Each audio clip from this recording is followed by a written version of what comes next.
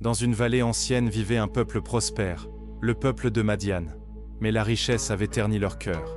Ils trichaient dans les échanges, faussaient les balances, et volaient en diminuant les poids et les mesures. Allah leur envoya un homme droit, doux et éloquent, Shuraïb. Il leur dit « Adorez Allah seul. Soyez justes dans vos échanges. Ne corrompez pas une terre qu'Allah a rendue droite. » Mais ils se moquèrent. « Est-ce ta prière qui t'ordonne de nous interdire nos biens ?»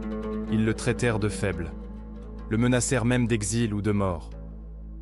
Mais Shuraïb resta ferme, et leur rappela le sort des peuples mécréants, avant eux. Shuraïb leur dit « Agissez selon votre voie, et moi, j'agirai selon la mienne.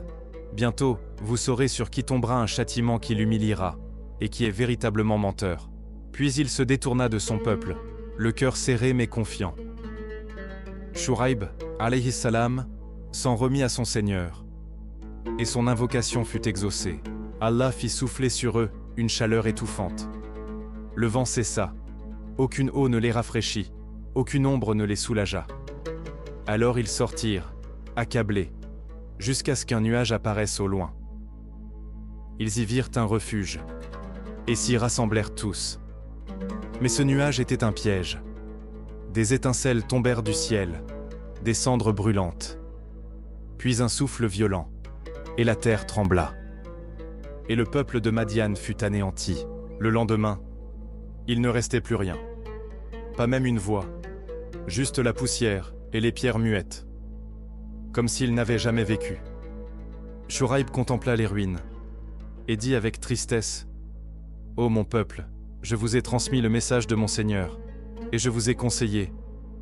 Mais comment pleurer un peuple qui a rejeté la vérité? Et aujourd'hui encore, combien trichent, mentent et sont malhonnêtes? Combien détruisent ce qu'Allah a embelli? » Mais la voix de Shuraïb résonne encore. « Ô mon peuple, soyez honnêtes, et ne corrompez pas ce que Allah a rendu droit. »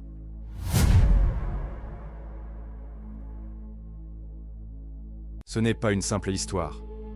C'est un rappel, un souffle venu d'un autre temps, une lumière préservée, transmise à ceux qui cherchent encore. Ils étaient des hommes, choisis, éprouvés, porteurs d'un message éternel. Leurs pas ont laissé des traces, leurs mots, des échos, leurs prières, des élévations. Et leurs récits ne sont pas que pour les livres. Ils sont pour le cœur, pour l'âme, pour celui qui s'arrête un instant pour écouter. Car chaque histoire porte une vérité. Chaque parole éclaire un chemin. Le monde change, les siècles passent. Mais la lumière ne s'éteint jamais. Elle traverse les âges et atteint ceux qui la cherchent avec sincérité. Le voyage ne fait que commencer. Reviens écouter, reviens apprendre, reviens nourrir ton cœur. Et moi, humble narrateur, je me tourne vers toi, ô Allah. Si j'ai transmis quelques vérités, c'est par ta grâce. Et si j'ai commis une erreur, pardonne-moi.